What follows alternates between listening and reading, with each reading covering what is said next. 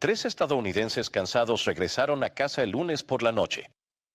Ronald Wyatt y sus hijos, Daniel y Ronald Jr., regresaron a Nashville al final de una expedición de arqueología amateur que los llevó a una cárcel en Arabia Saudita.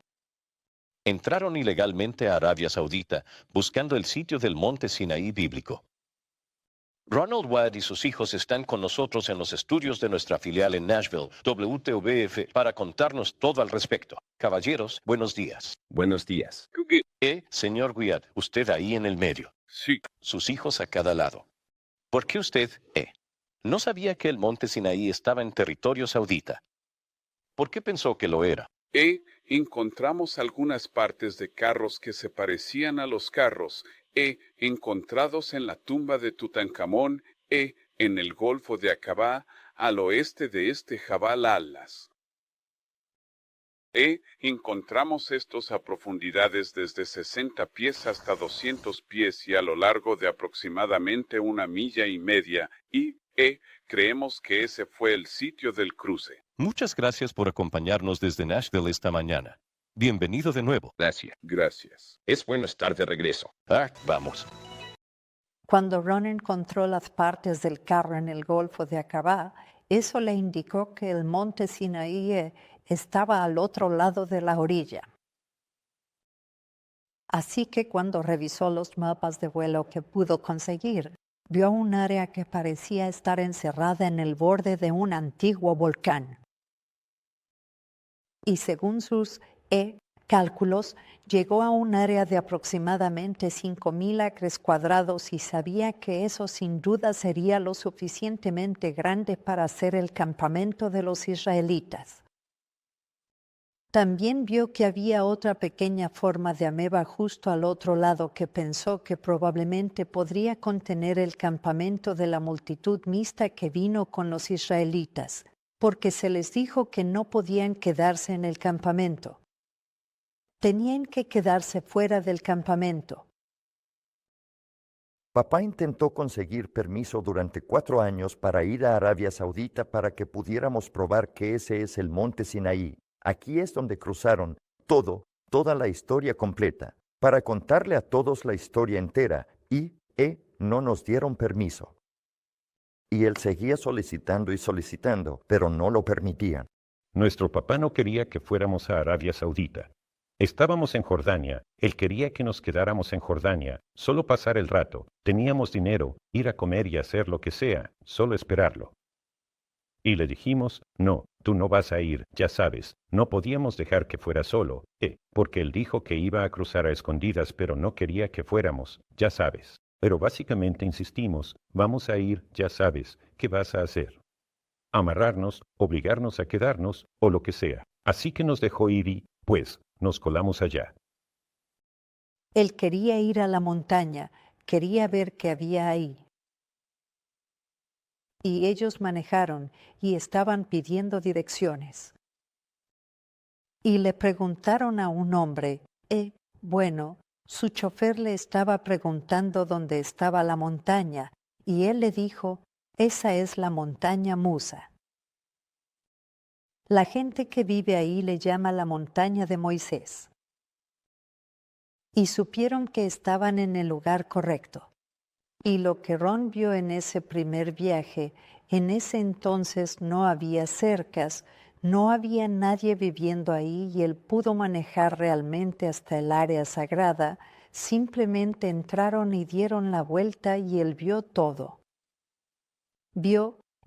Vio lo que parecía ser un altar también y vio muchas cosas ese día, pero luego tuvieron que irse. Los echaron. Cuando salieron, los sacaron del área.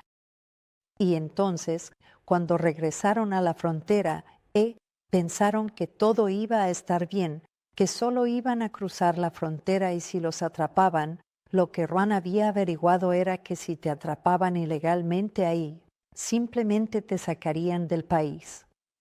Pero no fue así porque alguien los había reportado a la embajada en Washington, dese como si fueran espías israelíes. Durante el tiempo que estuvieron en la cárcel en Arabia Saudita o en la celda, no lo llamaría prisión, En un momento se acercaron a Ron y le dijeron, ¿por qué crees que los hijos de Israel vendrían aquí? Y Ron trataba de explicarles y, por supuesto, había una barrera de idioma. Alguien tenía que traducir para ellos pero decían, simplemente no entendemos. Y lo subieron a un helicóptero y lo llevaron hasta la orilla del mar y le dijeron, muéstranos dónde crees que los hijos de Israel cruzaron. Así que, mientras estaban en el helicóptero, él miró a través del golfo y vio dónde estaba la playa de Nubeiba. Es bastante obvio de ver.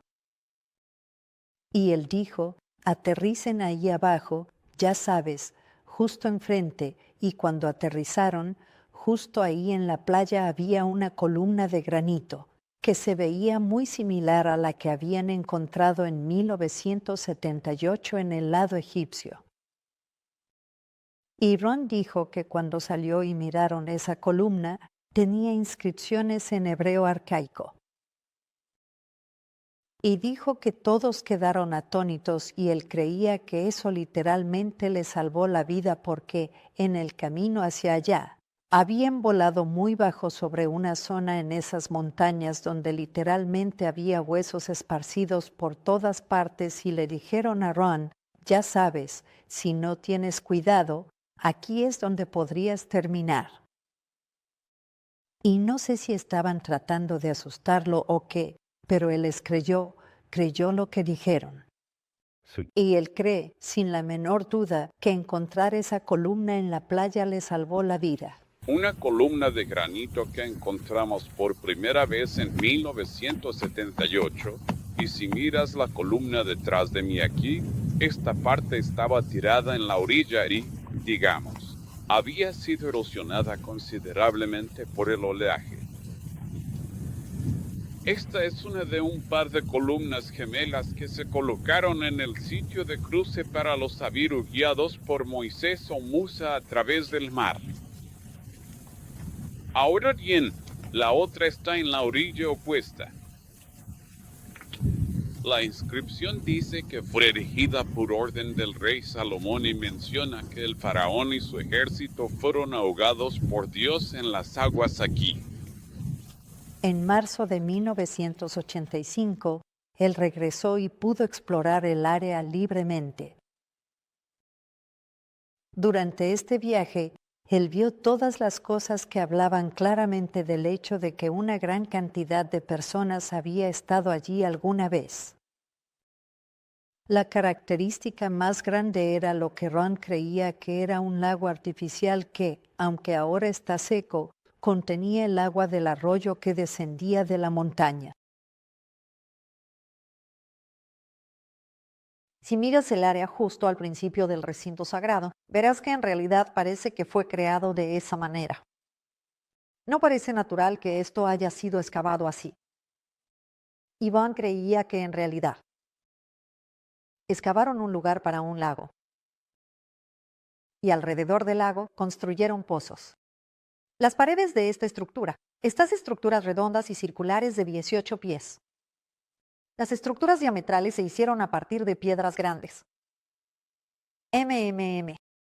Ya sabes, como una cerca de piedra o algo así hasta abajo, y luego otra capa igual por dentro, solo piedras naturales. El área ciertamente está llena de suficiente roca para construir lo que quisieran construir. Sí, pero luego encontraron los pedacitos pequeños, o tal vez ellos mismos los trituraron para ponerlos ahí. Y eso funcionaba como un dispositivo de filtración natural.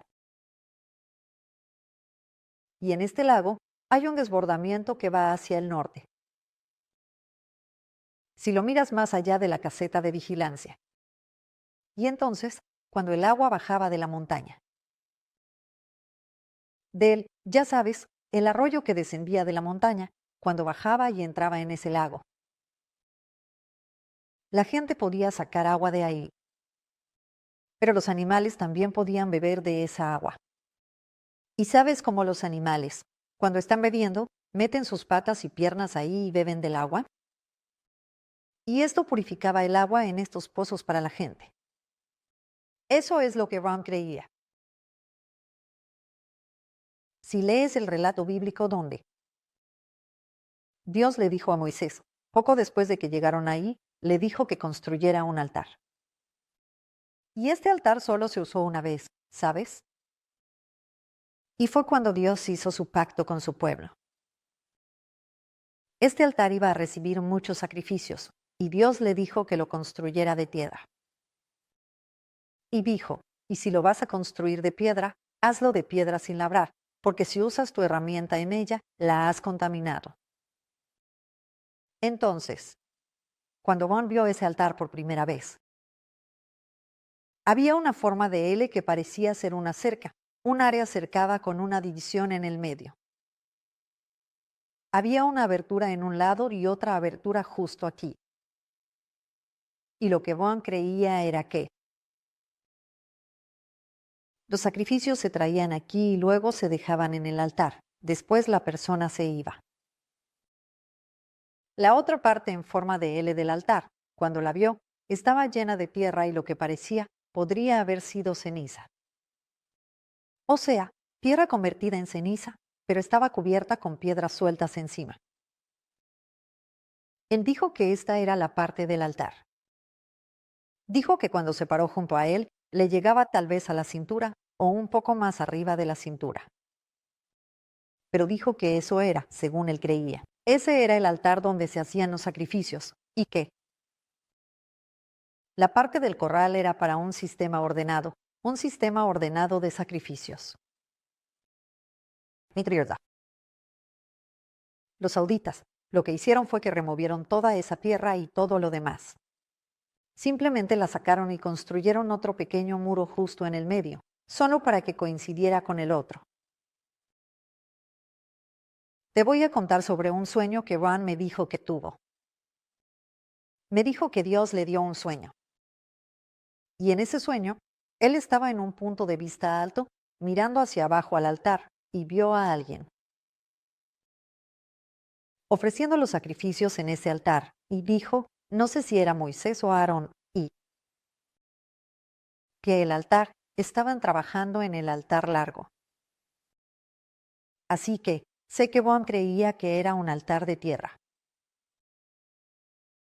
que contenía piedras sin labrar. Hay estas piezas redondas, de que unas 23 pulgadas de diámetro, y están esparcidas por todo ese lugar. Hay muchas de ellas. Y lo que los saudíes que estaban ahí con Ron en 1985 le dijeron es que había un edificio ahí que era redondo. Y tenía columnas de mármol y una parte superior redondeada. Y luego dijeron que en los años 30, creo que fue, eso fue desmantelado y llevado a Hegel y usado en una mezquita. Dijeron que fue construido por Salomón el Grande, lo que llevó a Ron a creer que la historia probablemente tenía mucha credibilidad. Porque la columna que él estaba seguro de haber encontrado, que habían visto en la playa, esa columna tenía el nombre de Salomón y que ésta también tenía el nombre de Salomón. Pero Ron se encontró un pedazo de mármol blanco ahí con inscripciones encima. Y. Definitivamente la reconoció como hebreo arcaico. Y rápidamente la llevó colina arriba y trató de enterrarla. Fue aquí donde el pueblo volvió a sus viejas costumbres, cuando Moisés estaba en la montaña con Dios durante 40 días, creyendo que no iba a regresar. Convencieron a Aarón de hacer un becerro de oro y un altar para poder adorar a los antiguos dioses de Egipto. Ese altar todavía está en pie, con representaciones de vacas y dioses toro en el antiguo estilo egipcio. Ahora, la Biblia dice que Moisés rompió el becerro de oro.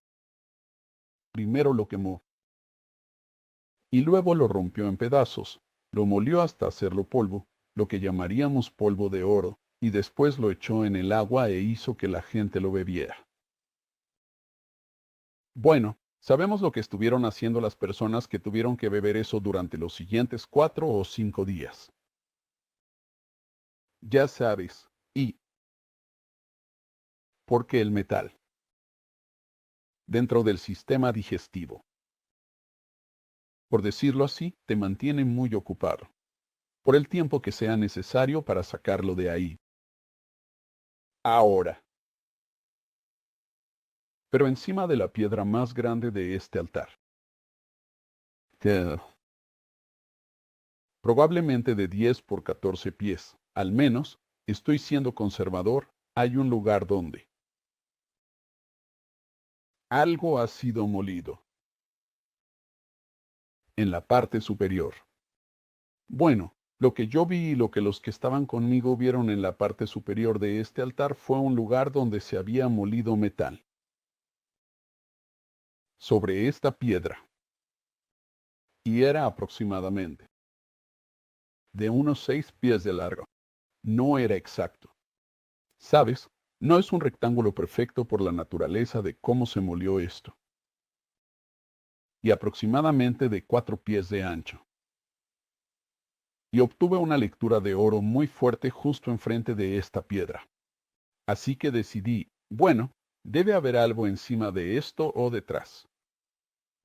Así que me subí encima, tomé una lectura en el borde delantero, y seguía teniendo la lectura de oro, una lectura de oro muy fuerte. Bueno, había llovido un poco el día anterior. Así que este gran hoyo, por decirlo así, estaba lleno de agua. Salté al otro lado y tomé una lectura ahí. No hubo lectura, lo que significaba que lo que estaba detectando, el oro, estaba entre ahí y el otro borde de la roca.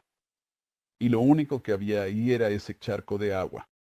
Bueno, el sol apenas estaba saliendo. Salimos muy temprano porque más tarde en el día hace calor. El ángulo del sol sobre el agua la volvió rojo sangre. O sea, realmente parecía un charco de sangre. Sangre fresca además de eso. Así que bueno, en algún lugar de mi mente. Recuerdo que el oro, las partículas pequeñas de oro, tienden a hacer que un material claro, translúcido, se vea rojizo. Ahora, claro, el óxido de hierro hace eso aún mejor. Y esto puede ser algo que Dios simplemente hizo, para que esto no pasara desapercibido. Así que me puse de manos y rodillas y, ya sabes, miré el fondo de esta cosa, y ahí hay polvo de oro. De hecho, incrustado en la piedra. Sí, correcto. Así que no tengo ninguna duda de que ahí fue donde Moisés molió esto. Y, por supuesto, el agua en la que lo puso habría estado en el arroyo que bajaba desde la montaña. Hay picos ennegrecidos, que son el resultado de actividad volcánica. Ahora volcanes, aunque básicamente entendemos que alguna fuente de calor vitrifica el material subterráneo en estas áreas, y esto, por supuesto, con este calor tremendo, se expande y sale a través de una abertura como un volcán. O puede agrietar una gran distancia de la superficie y salir como un derrame tipo manta desde abajo. Bueno, aquí afuera, la mayoría de las crestas que obviamente son el resultado de actividad volcánica antigua. Son de un gris claro a oscuro en color. Pero justo en medio de todo esto está este negro. Lo que indica que esto es algo único en sí mismo. No es como todo lo demás alrededor. ¿Hay alguna posibilidad de que el pico ennegrecido pueda ser tal vez un tapón o una extrusión que haya salido? Esto no parece ser el caso, porque quienes lo han examinado nos dicen que este material oscuro solo se extiende hacia abajo por una corta distancia, y que debajo de eso está este material grisáceo. Eso es típico del resto del área alrededor. Así que está justo en la parte superior. donde está ennegrecido, como si hubiera sido quemado y chamuscado, justo ahí. Exacto.